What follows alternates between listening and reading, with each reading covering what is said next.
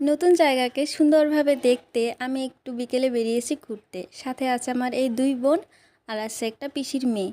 তো এই পিসির বাড়িতে আমি ফার্স্ট টাইম এসেছি, তাই ওদের এখানে আজকে একটু ঘুরে দেখব। তাই বিকালবেলা একটু ঘুরতে বেরিয়েছে সবাই। আমার একলা আকাশ থমকে গেছে রাতের স্রোতে ভেসে, শুধু তোমায় ভালোবেসে। যে পিসি বাড়িতে এসেছি সেই পিসি বাড়ির সামনেই এই নদীটা, তাই সবাই মিলে ঘুরতে ঘুরতে নদীতে এসেছি। আর ওই দিন না নদীতে নামতে পারিনি ফার্স্ট যেদিন গিয়েছিলাম, কারণ ওখানে কোনো ঘাট ছিল না।